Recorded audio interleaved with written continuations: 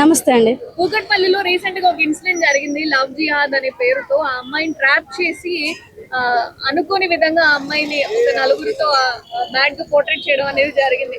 అసలు అమ్మాయిలు ఏ విధంగా ఉండాలి, ఎలాంటి వ్యక్తుల్ని నమ్మాలి, ఎలా ఉంటే సొసైటీలో బెటర్ గా జీవించగలరు అంటారు? అదైతే బాధాకరమైన విషయమే అండి. లవ్ జిహాద్ పేరుతో అమ్మాయిని తీసుకొచ్చి మ్యారేజ్ అని చెప్పేసి ఫస్ట్ రోజే నలుగురితో ఇలా చెప్పడం అయితే బాధ. బట్ అమ్మాయిలు బయటికి రావాలంటే ముందు తీరు కూడా, ఎదుటి వాళ్ళతో మాట్లాడే తీరు కూడా మారాలి. ఏదున్నా కానీ మనం మెచ్యూరిటీ మైండ్తో ఆలోచిస్తే ఏదైనా చేయగలము. ఇప్పుడు వాళ్ళు ఏదో డ్రెస్సింగ్ స్టైల్ కానీ, లేకుంటే ఉండే విధానం కానీ, మాట్లాడే విధానం కానీ చూసేసి వాళ్ళు ఏదో మంచి వాళ్ళని చెప్పేసి జడ్జి చేయలేము. కాబట్టి వెనక ముందు చూసుకొని అడుగులు వేయడం మంచిది అనుకుంటున్నాను. అంటే ఇంతకు ముందు పెళ్లి అంటే అమ్మ నాన్న ఇష్టంతో అటు ఇటు చూసుకొని చేసుకునే వాళ్ళు. బట్ ఇప్పుడు మాత్రం వాళ్ళని లవ్ చేస్తున్నా ఏది అదని వెళ్ళిపోతున్నారు. తర్వాత ఇలా ట్రాప్ అయిపోతున్నారు. దాని మీద మీరేమంటారు అమ్మాయిల గురించి? ఈ విషయంలో arrange marriage and love marriage దేనికి ఫేవరబుల్ అంటే నేనైతే ఏం చెప్పలేను. ఎందుకంటే లవ్ మ్యారేజ్ సక్సెస్ అయినవి ఉన్నాయి, అరేంజ్ మ్యారేజ్ ఫెయిల్ అయినవి ఉన్నాయి. బట్ మనం చూసే విధానం అయితే ఎదుటి వచ్చే అబ్బాయి ఎవరైనా సరే కావచ్చు, అరేంజ్ మ్యారేజ్ కావచ్చు, లవ్ మ్యారేజ్ కావచ్చు, ఉండే వ్యక్తిత్వాన్ని బట్టి మనం అంచనా వేయడం బాగుంటుంది. లవ్ జిహాద్ పేరిట ఒక అమ్మాయిని దారుణంగా మానభంగం చేయడం జరిగింది, ఒక ముస్లిం అబ్బాయి. సో ఇన్సిడెంట్ పైన మీ ఒపీనియన్ ఏంటన్నా? ఇప్పుడన్నా ఆడపిల్లలు గుర్తు చేసుకునాలే, అర్థం చేసుకునాలే ఈ సమాజం ఎట్లుంది, ఎవరిని నమ్మాలి, ఎవరిని నమ్మొద్దు. కన్న తల్లిదండ్రులనే నమ్మకుండా కషాయిగా నరికేస్తారు, తల్లిని నరికేస్తారు, తండ్రిని నరికేస్తారు. ఇలాంటి సిచ్యువేషన్లు జరుగుతున్నాయి. పిల్లలకు ఒకటే చెప్తున్నారు తల్లిదండ్రులు, ఎంత బాధ చెప్పినా కానీ, ఎంత మంచి చెప్పినా కానీ పిల్లలు వినట్లేదు. ఇలాంటి సిచ్యువేషన్లు జరుగుతున్నాయి. మొన్న వాళ్ళ అమ్మని చంపి ఇంట్లోనే పెట్టారు. ఈరోజు నేను ముస్లింను అబ్బాయిని అని చెప్పి నేను మారతా హిందువులకు అని చెప్పి ఉన్న కట్నము మత్తు మంది ఇచ్చి ఇలాంటి చేయడము ఎంతవరకు నేరం? ఆడపిల్లలారా, దేశ ఆడపిల్లలారా, ఇప్పుడైనా అర్థం చేసుకోండి. తల్లిదండ్రులు చెప్పింది వినండి, తల్లిదండ్రుల చెప్పిన మాట వినండి, తల్లిదండ్రులు ఎలానో అలా నడవండి. కానీ ఎవరో చెప్పి ఏమో చేసి ఏమో మసిపూసి మారేడుకాయ చేసినట్ల, ఏమో మొత్తం మంది ఇచ్చినట్ల 20 ఏళ్ళ నుంచి పెంపకం చేసిన తల్లిదండ్రులను వదిలిపెట్టి ఎవరో వచ్చి 2-3 ఏళ్ళు 5 ఏళ్ళు వాళ్ళని కలిసి ఏదో అయిపోయింది ఈ జీవితమే ఆయనతోని అని వెళ్ళిపోకుండా ఒక మంచి నిర్ణయం తీసుకొని మీ తల్లిదండ్రులతోని వెళ్ళండి. అట్లా అంటే మళ్ళీ తల్లిదండ్రులతో కావట్లేవా అని అంటే అవుతున్నాయి, కావట్లేదు అనట్లేదు నేను, అవుతున్నాయి. ఒక మాట వాళ్ళు అడుగుతారు పెద్దలు, ఏమైంది ఏం కథ అని. అది లేదు ఇది లేదు కదా. రాత్రిలో మత్తు మంది ఇచ్చారు, అందరు ఇంటి అందరికి ఉన్న పైసలు తీసుకొని పోయారు. ఇట్లా జరిగితే ఎట్లా సమాజం? సమాజానికి ఏమి ఇస్తున్నారు మెసేజ్? ఏమవుతుంది? ఈ రాష్ట్రం ఏమవుతుంది, దేశం ఏమవుతుంది? రోజుకోటి ఇదోటి వింతలేక అయిపోతుంది, కామెడీ అయిపోతుంది. ఏమో జనాలకు అర్థమవుతుందా, ప్రభుత్వానికి అర్థమవుతుందా, తల్లిదండ్రులకు ఏం చేయాలని అర్థం కాకొచ్చింది. ఇప్పుడు తిరగాలనా వద్దా తల్లిదండ్రులు బయట అనేది ఉంది. ఒకటి ఏంటంటే సాంప్రదాయాన్ని పాటించండి. ఏదో ఎవడో చెప్పిండు ఎక్కడికెళ్ళో వచ్చిండు అనకుండా ఆ 2 నిమిషాల ఆయన మాటలకు పడిపోయి ఏదో అయిపోయి జీవితం నాశనాలు చేసుకోకండి అన్న. ఇక్కడ ఇంకోటి మెయిన్ థింగ్ ఏంటంటే, రీసెంట్ గా యాక్టర్ శివాజీ గారు ఆడవాళ్ళ డ్రెస్సింగ్ బాగేసుకోండి అని చెప్పేసి చెప్పినందుకు అనసూయ కావచ్చు, చిన్మయి కావచ్చు, ఇంకా చాలా మంది ఫెమినిస్టులం అని చెప్పేసి బయటకు వచ్చి మాట్లాడారు. సో ఇట్లా ఇప్పుడు ఆడవాళ్ళని చంపేస్తుంటే, మోసం చేస్తుంటే వాళ్ళందరూ ఎందుకు ఎక్కడ పోయారంటారు? ఇప్పుడు ఇన్ని రోజుల దాకా వాళ్ళ గురించి నడిచింది కదా, ఇప్పుడు ఏంటంటే వాళ్ళకి అవసరం లేదు. మేము ఫేమస్ అయిపోయినాం, ఇప్పుడు మాకు అవసరం లేదు. ఇప్పుడు వాళ్ళ సమాజం వాళ్ళ గురించి ఇన్ని రోజులు పట్టించుకున్నారు, ఇదంతా చెప్పారు కదా, చెప్పలేదు. ఇప్పుడు ఏమవుతుందని ప్రజలకు ఏం కావాలని చెప్పాలి కదా. ఇప్పుడు చెప్పాలని మేము ఇట్లా అయిపోయినాము, మీరేం కావద్దు, ఇప్పుడు చిన్నపిల్లలు మీరు ఎట్లున్నారో అట్లా ఉండాలి, ఒక సమాజానికి మీరు ఏం చేశారో అది చెప్పాలి. మేము అలా చేసినాం కానీ ఇప్పుడు మీరు అట్లా కావద్దని ఒక మెసేజ్ అని ఇవాళ బయటికన్నా రావాలి. ఇంతవరకు రాలేదు, ఇప్పుడన్నా వచ్చి ఏదో ఒకటి చెప్పాలని నేను అనుకుంటున్నాను. ఇది చాలా మంది ఎక్కడ మాట్లాడుతున్నారు అంటే, రీసెంట్ గా శివాజీ గారు బట్టల గురించి మాట్లాడినప్పుడు అనసూయ కావచ్చు, చిన్మయి కావచ్చు, ఇంతమంది మాట్లాడారు కదా. ఇప్పుడు వీళ్ళందరూ ఎక్కడ పోయారని చెప్పేసి చాలా మంది ప్రశ్న, మీరు ఏం చెప్తారు?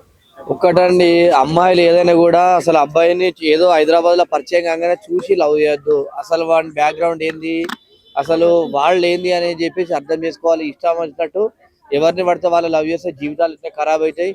ఏదైనా కూడా మన హిందువుల అబ్బాయినే లవ్ చేయాలి. ఎందుకంటే మనం చూసుకుంటే గిట్ట అదే ముస్లిం అమ్మాయిని గిట్ట హిందూ కూడా లవ్ చేస్తే గిట్ట వాని పైన దాడి చేస్తాడు, వచ్చి కొట్టడం అట్లయితాడు. అదే హిందువుల పైన కూడా అయినప్పుడు కొద్దిగా రియాక్షన్ కావాలి. హిందువులు కూడా అందరు కూడా మనం చూస్తుంటాం, ఎక్కడికైనా పోయినప్పుడు ఒక హిందూ అబ్బాయి దగ్గర బండి ఎక్కినా కూడా మైనార్టీలు వచ్చి చాలా ఇబ్బందికరంగా అయ్యేటటువంటి పరిస్థితులు చాలా చూసాం.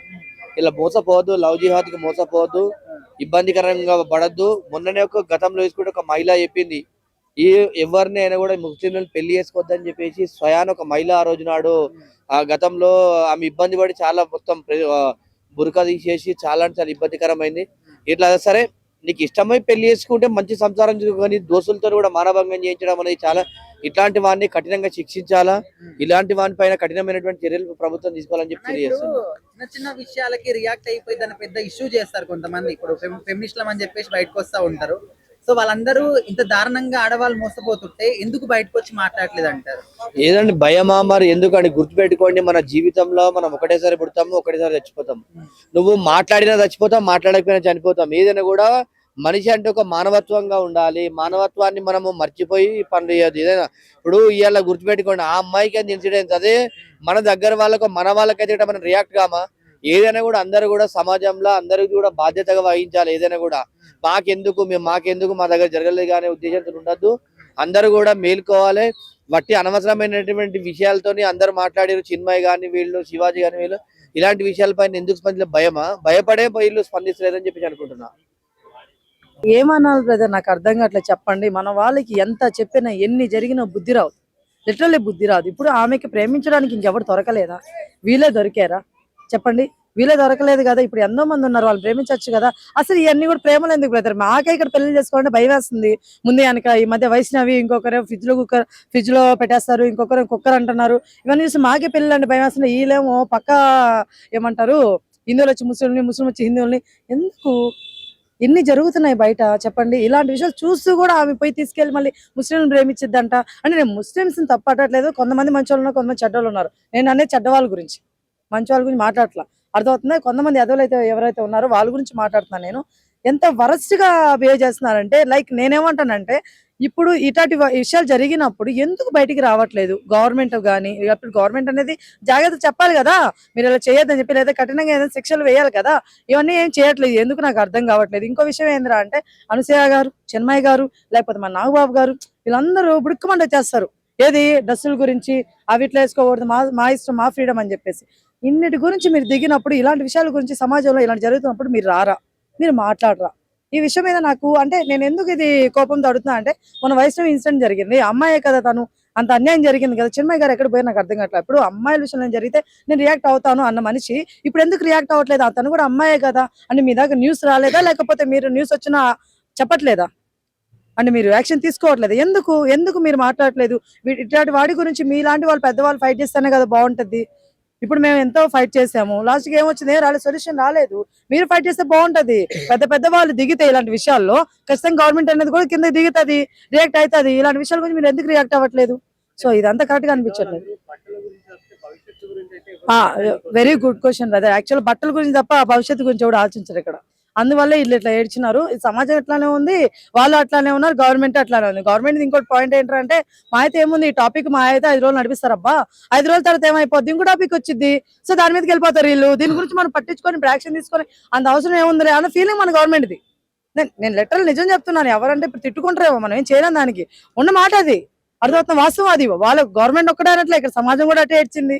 సమాజం కూడా ఫైట్ చేయాలంటే వాళ్ళు ఏం చేస్తా, ఏముందిలే ఈ రోజు వైష్ణవి రేపు పాపన్న, లేకపోతే ఇంకొకరు వస్తారబ్బా, ఇప్పుడు వీళ్ళు కూర్చుని క్యాండిల్ పట్టుకుని ఏమొచ్చింది, నేను ఎంత ఫైట్ చేసినా కూడా ఎవరైనా రియాక్ట్ అవ్వట్లేదు అని చెప్పి ఫైట్ చేసే వాళ్ళకి కూడా ఇది పోయింది. ఎవరు చేయట్లో ఫైట్ చేయాలనేసి మేము లిటరల్లీ వారం పైన దాన్ని నడిపించినాం. అబ్బా దీని గురించి రియాక్ట్ అవ్వండి, గవర్నమెంట్ రియాక్ట్ అవ్వండి. ఒకరు రియాక్ట్ అయ్యారా? గవర్నమెంట్ కాదు కదా, ఎవరు రియాక్ట్ అవ్వలేదు. ఇప్పుడు పోలీసు వాళ్ళ మీద కూడా బ్యాడ్ టైం వచ్చేస్తుంది కదా వీళ్ళ వల్ల, అవునా కదా? ఇప్పుడు వాళ్ళు ఏం చేయట్లేదు పోలీసు వాళ్ళు అన్నప్పుడు. పోలీసు వాళ్ళు ఏమైనా యాక్షన్ తీసుకోవాలంటే గవర్నమెంట్ నుంచి ఏమైనా ఆర్డర్స్ వస్తేనే కదా. ఇప్పుడు పోలీసు వాళ్ళు కూడా బ్యాడ్ నేమ్ వచ్చేస్తుంది గవర్నమెంట్ వల్ల. అంటే ఇప్పుడు లైక్ బ్యాక్ టు బ్యాక్ ఇలాంటి సంఘటనలు అక్కడ ఇక్కడ జరుగుతూనే ఉన్నాయి. బట్ దీని పట్ల అమ్మాయిలు ఏ విధమైన జాగ్రత్తలు తీసుకోవాలి, ఏం చేయాలి? లైక్ కేరళ స్టోరీ అని ఒక సినిమా కూడా వచ్చింది. సినిమాలు బ్రదర్ ఎట్లా ఉంటాయంటే, మన వాళ్ళ జోలికి వస్తే పుష్ప తగ్గేదేలా అని చెప్పి 10 సార్లు రీల్ చేస్తారు. అర్థమవుతుందా? లేకపోతే వస్తుంది భగత్ సింగ్ అన్నది మన వచ్చింది. సో దాని గురించి ఏమంటే, దాని గురించి తగ్గేదేలమ్మా, దాని గురించి కూడా రివ్యూస్ చేస్తారు, రీల్స్ చేస్తారు, రివ్యూలు చెప్తారు, హైలైట్ చేస్తారు. బట్ కేరళ లాంటి స్టోరీని ఎవరు హైలైట్ చేయరు. ఎందుకు? మన భవిష్యత్తు బాగుపడిపోతుంది కదా. అరే మన భవిష్యత్తు బాగుపడితే అబ్బే అలాంటి సినిమాలు మనం ఎంకరేజ్ చేయకూడదు, చేస్తే కరెక్ట్ కాదు అని ఫీలింగ్ మన వాళ్ళది. అర్థమవుతుందా? సో అలాంటి వాళ్ళు మనం ఏం చేయలేవు ఎప్పటికీ. నేనేమంటానంటే సినిమాలు అనేవి మీరు ఇన్స్పైర్ అవుతున్నప్పుడు ఇలాంటి వాటి నుంచి కూడా మీరు నేర్చుకోవాలి. ఇప్పుడు వాళ్ళేమి డబ్బులు ఎక్కువే కాదు కదా ఇలాంటి సినిమాలు తీసింది. జనాలు పాపం కొంచెం నేర్చుకుంటారేమో, మనం పక్కన మనుషుల్లాగా మనం ఎన్ని చెప్పినా కూడా వినట్లేదు, సినిమాల రూపంలో చెప్తే వింటారేమో అని చెప్పేసి చెప్తున్నారు. దాన్ని కూడా వీళ్ళు కనీసం ఏమంటారు, సినిమానే చూడనప్పుడు, సినిమా దాకా వెళ్ళనప్పుడు వాళ్ళకి ఏం అర్థం అవుతుంది బ్రదర్ చెప్పండి. మనం ఇన్నిసార్లు పోనీ చాలా ఇష్యూస్ జరిగినాయి, ఒకటా రెండో చెప్పండి. ఇన్ని ఇష్యూస్ జరిగినా కూడా వీళ్ళు ఎట్లానే చేస్తున్నారంటే ఈ అమ్మాయిలు తిట్టాలా లేకపోతే వాళ్ళని తిట్టాలా మనం చెప్పండి. నమ్మి మోసపోయింది. ఇప్పుడు ఒక మాట చెప్తా, నేను అనే దాన్ని వాడి దాకా పోకుండా ఉంటే ఏది జరగదు కదా. సో తప్పేవాడిది, అమ్మాయిది కూడా ఉంది కదా ఇక్కడ. ఎందుకు నమ్మాలి, ఎందుకు పెళ్లి చేసుకోవాలి? ఇంట్లో వాళ్ళు కాదని ఎందుకు పెళ్లి చేసుకున్నారు అబ్బాయి? ఫస్ట్ ఆఫ్ ఆల్ పేరెంట్స్ చెప్పిన వాళ్ళని పెళ్లి చేసుకుంటే మంచిది అంటారా? అసలు నేను అట్లా ఏం చెప్పాల. ఇంకో విషయం, పేరెంట్స్ చెప్పిన వాళ్ళు పెళ్లిళ్ళు చేసుకుంటే మంచిదా చెడ్డదా అని నేనేమంటాను, వాళ్ళు కనీసం ఉంటారు, నీ హెల్ప్ కోసం అయినా దేని ఒకటి ఉంటారు కదా. ఇప్పుడు నువ్వు వాళ్ళు కాదని చెప్పి బయటికి వెళ్ళిపోయినప్పుడు ఎవరు స్టాండ్ తీసుకుంటారు? టీవీలోకి ఎక్కినారబ్బా, నేను అంటాను ఇప్పుడు ఇలా జరిగిందని టీవీలోకి ఎక్కినాం, వాళ్ళు పట్టించుకుంటారా? ఇప్పుడే చెప్పినా నేను, గవర్నమెంట్ మా అయితే వారం రోజులు 10 రోజులు ఏదైనా టీవీ వాళ్ళైనా సరే, ఇంకోరైనా టీవీ వాళ్ళైతే ఏముందండి, మీడియా వాళ్ళైనా సరే, ఇంకో న్యూస్ వస్తే పరిగెత్తారు చెప్పండి. ఇప్పుడు రష్మిక గారు మా విజయ్ దేవరకొండ గారికి పెళ్ళయింది, దాని మీద జంప్ అయ్యి వెళ్ళిపోతారు వాళ్ళు. అక్కడ నాకు ఫీడ్ వచ్చింది కదా, అక్కడ నాకు డబ్బులు వస్తాయి కదా అని చెప్పి దీని మీద ఎవరు కూర్చుంటారు ఇంకా చెప్పండి? నేను చెప్పేది అది. సో ఇలా ఉంది కాబట్టి నేను ఏమంటానంటే, కనీసం ఫ్యామిలీ తరపున పెళ్లిళ్ళు జరిగితే ఏమవుతుందంటే, ఏమైనా ఇష్యూస్ జరిగినా, ఇన్సిడెంట్స్ ఏమైనా జరిగినా సరే మేము ఉన్నాం కదా అనే ధైర్యం ఒకటి వాళ్ళకి ఉంటది కదా. ఇప్పుడు పిల్లలు కానీ వాళ్ళకి ఏంటంటే, మా అమ్మోళ్ళు చెప్పుకుందాం, అర్థమవుతున్నా, వాళ్ళు మరి ఎంతో కొంత చూస్ చేస్తారు కదండి, ఇట్లా చేయరు కదండి పెళ్లిళ్ళు. సో అట్లా చెప్తున్నాను అంతే తప్ప అరేంజ్ మ్యారేజ్ అయితే ఇలా జరగవా, లవ్ మ్యారేజ్ అయితే ఇలా జరుగుతాయి అట్లా చెప్పలా నేను. ఫేట్ అది, మనం రాసిపెట్టి ఉంటుంది, మనం ఏం చేయలేము. కాకపోతే ఒకటి నేనేమంటానంటే, జాగ్రత్త తీసుకోండి అమ్మా, ఇలా అర్థం చేసుకోండి. ఎవరినెవరినో ప్రేమించేసి ఇష్ట ప్రకారం వాడేది బైక్ వేసుకొచ్చాడు, FZ బైక్లు వేసుకొచ్చాడు, కలర్ఫుల్ షర్ట్లు వేసుకొచ్చాడు, వాచ్లు వేసుకొచ్చాడు, బ్రాండెడ్ టీ షర్ట్లు ప్యాంట్ వేసుకొచ్చని చెప్పి వాడు బ్రాండెడ్ మనిషి కాదమ్మా, అర్థమవుతుందా? వాడు వాళ్ళ ఫ్రెండ్ వాడేసి వస్తుంటాడు రూమ్ లో నుంచి. అవన్నీ మీరు నమ్మొద్దు, వాడు చూసి మీరు పడిపోవద్దు. ఆ రియల్ లైఫ్కి వస్తే ఏం ఉండదు వారికి, అర్థమవుతుందా? కొంచెం చూసి జాగ్రత్తగా ప్రేమించి పెళ్లి చేసుకుని, అబ్బాయిలైనా సరే ఒకటే చెప్తున్నాను, అమ్మాయిలు సోకులు చూసి పడిపోమాకండి, కుక్కర్లో పెట్టేస్తారు, జాగ్రత్త. కుక్కర్ దాకా మనం ఎందుకు పోవాలి, అర్థమవుతుందా? చావొచ్చే రోజు వస్తుంది కానీ ఇలాగ కుక్కర్లోకి, ట్రబ్బుల్లోకి, డ్రమ్ముల్లోకి ఇలా వద్దు. కాబట్టి అబ్బాయిలు జాగ్రత్తగా ఉండండి, అమ్మాయిలు కూడా జాగ్రత్తగా ఉండండి, జాగ్రత్త తీసుకోవాలని కోరుకుంటున్నాను. ఇలాంటి ఇంకోసారి జరగకూడదంటే దయచేసి అమ్మాయిలు, ఎదవలు ఎవరో మంచోళ్ళు ఎవరో తెలియకపోవచ్చు కానీ మీరు ప్రేమించడం మానేయండి. ఇప్పుడు ప్రేమిస్తేనే జీవితమా? ఇంక జీవితంలో ఏమి లేదా? బతకడానికి మీకు ప్రేమ తప్ప ఇంకేమి లేదా? చాలా ఉన్నాయి, అర్థమవుతుందా? అవన్నీ చూడండి, ముందు ఎదగండి, జీవితంలో ఎదగండి, తర్వాత చూసుకోండి పెళ్లిళ్ళు ప్రేమలు అనేవి.